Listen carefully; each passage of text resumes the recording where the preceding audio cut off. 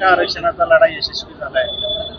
आज आपला हा सातारा जिल्हा ऐतिहासिक जिल्हा, छत्रपती शिवरायांच्या गादीचा जिल्हा आणि याच जिल्ह्याचे सुपुत्र महाराष्ट्राचे मुख्यमंत्री एकनाथभाई शिंदे यांनी एक ऐतिहासिक निर्णय हा महाराष्ट्रातील तमाम मराठा समाजासाठी घेतलेला आहे। आणि मराठा समाजासाठी जे आमचे बंधुतुल्य जरांगे पाटील, मनोज जरांगे पाटील यांनी जे आंदोलन उभं केलं होतं, त्या आंदोलनाच्या माध्यमातून त्यांनी करोडो लोकांना घेऊन आज मुंबईच्या दिशेने ते रवाना झाले होते। उघड्या रात्रीच्या वेळी थंडीच्या गारठ्यामध्ये कशाची तमा न करता त्यांनी मराठा समाजाला आरक्षण मिळवून देण्याचा जो ध्यास घेतला होता, तो ध्यास घेऊन ते आज मुंबईमध्ये गेले होते। मुंबईच्या तिथं त्यांनी हा एवढा मोठा समुदाय त्या ठिकाणी नेला होता। आणि माननीय मुख्यमंत्री साहेबांनी परवा ते जेव्हा उत्तेश्वरला यात्रेनिमित्त आले होते, त्याचवेळी त्यांनी उत्तेश्वराजवळ प्रार्थना केली होती की या मराठा समाजाचं आरक्षण मिळो, आणि ते देण्याची भूमिका त्यांनी सातत्याने मांडली होती।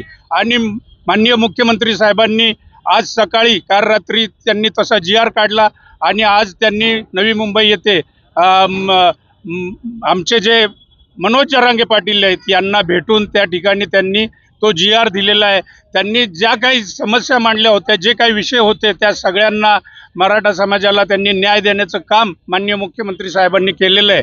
आणि त्याचबरोबर आज या ठिकाणी सातारा जिल्ह्यामध्ये देखील आमचे तमाम मराठा बांधव आंदोलन करत होते, सातत्याने त्या जरांगे पाटलांच्या आंदोलनामध्ये सहभागी होत होते।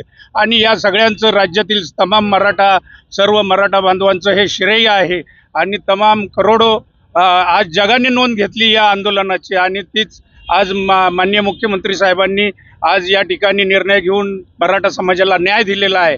आणि म्हणून आम्ही सातारा जिल्हा शिवसेनेतर्फे या ठिकाणी ज्या दसरा मेळाव्यामध्ये साहेबांनी छत्रपती शिवरायांच्या समोर त्यांच्या साक्षीने त्यांचा चरण स्पर्श करून मराठा समाजाला त्यांनी ग्वाही दिली होती की काही झालं तरी मी मराठा समाजाला न्याय देईल, त्यांनी शेवटच्या शरीरातील रक्ताचा थेंबापर्यंत मी तुम्हाला न्याय मिळवून देण्याचं काम करेल, हे जाहीरपणे त्यांनी शपथ घेऊन सांगितलं होतं। आणि त्यांनी त्यांची शपथ पूर्ण केली।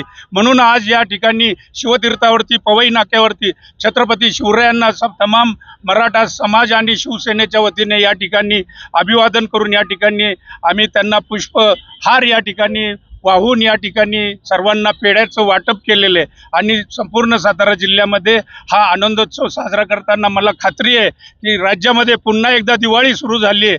आणि दिवाळी तत्सम संपूर्ण मराठा समाज जो रस्त्यावरती होता, त्यांनी आज खऱ्या अर्थाने दिवाळी साजरी करतायत।